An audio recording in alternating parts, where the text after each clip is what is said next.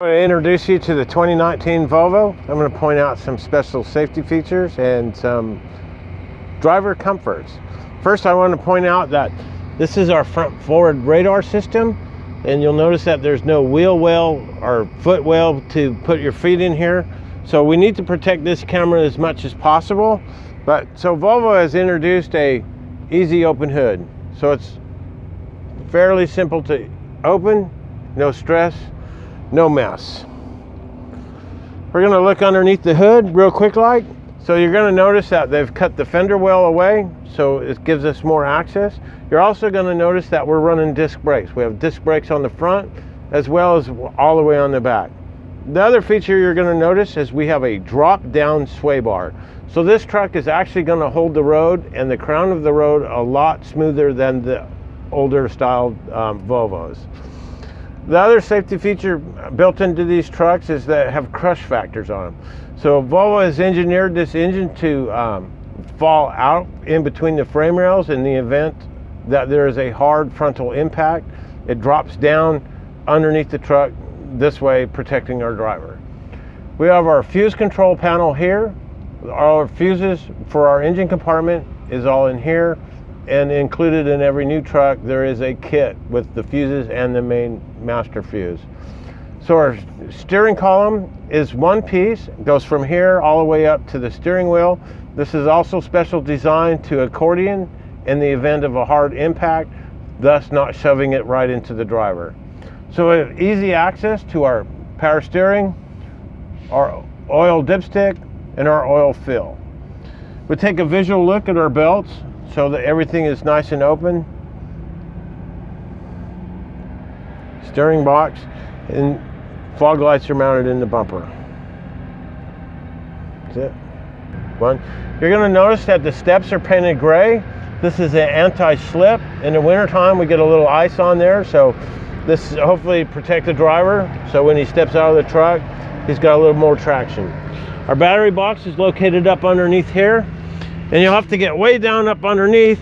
Every truck has a main master switch. So we can turn the batteries all the way off on the truck. So if the truck is sitting over the weekend, we want to protect our battery and our battery charge. So we can turn it off or we can turn it back on. Now we have full electricity back into the vehicle. We have our DEF tank and our fuel tank. Just inside the driver's side door, there's a lever right here. So we will just pull it and gives us access to our side box. Inside our side box, we have our 3 reflective triangles mounted inside the box and they're securely fastened. We also have our 2 tow hooks and they are mounted inside the back wall. That way they're not rattling around. Every truck is probably going to have an extra leveling valve, and we'll get into that because all the new trucks are equipped with a Hadley valve. And you'll notice that our inverter is mounted in behind a protective cage. So if we do have stuff inside the side box, it's not going to interfere with our power inverter and short it out.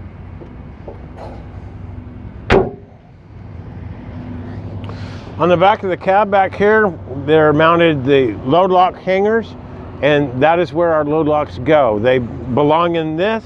They do not belong up on the catwalk with a bungee cord. Extra long rubber hoses for our airlines. There's 2 springs on them that should keep them up and out of the way. All the trucks have a box. We can put extra oil in here or our tire chains. The keys to that box are on a key ring mounted inside the vehicle or inside the box. Again, we're running disc brakes on the back. All the new trucks have the air release 5th wheel, which is done from in cab, but they still have the pull arm just in case it malfunctions. On the back of the truck, we're running LED tail lights, brake lights, backup light, and you'll notice that they have a license plate holder back here, but because this is factory mounted, we need to make sure that the light actually works when we do our pre-trip.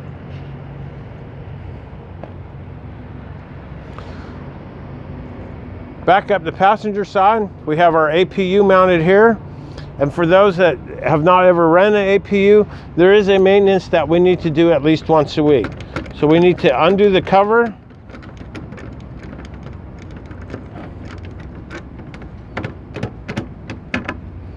pull the cover off, set it out of the way, and we need to check the oil on this little engine right here. So it has a dipstick and an oil fill right here. Uses the same oil as the truck does, uses the same fuel system as the truck does.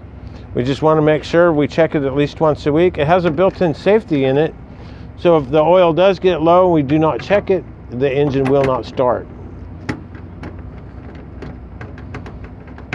We want to make sure that we put our latches back on, tighten them down all the way. We do not want to lose this piece while we're going down the road. On the back of the cab there is a radiator reservoir for the APU, and then you have the fan control and the condenser for the air conditioner.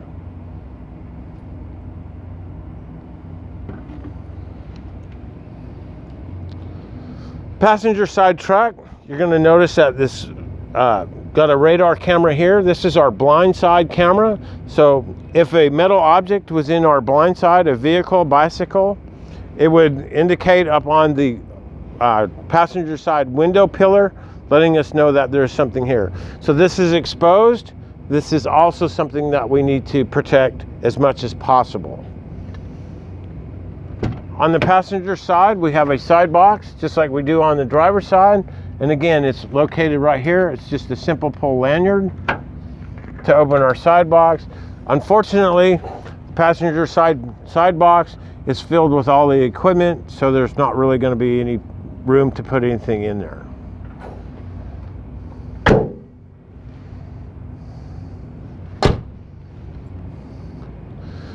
So on the passenger side of the engine, the only thing that you're going to need to check is our fuel separator, and these are the only fuel lines that are exposed. So if we're having an oil leak or a fuel leak, this is where it's possibly going to be. Everything else is internal on this. You're also going to notice that there's no access to the headlights, because now Volvo is running all 100% LED lights. There is no light bulbs on this vehicle, inside or outside.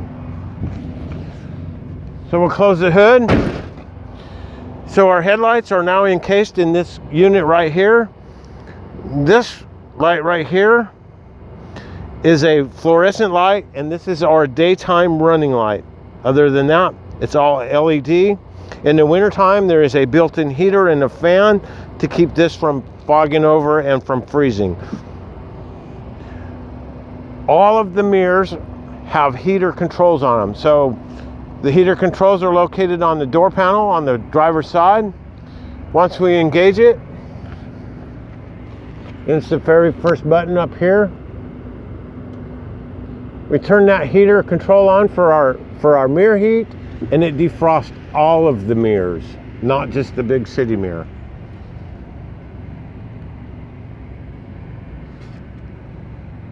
Is that it? That's it.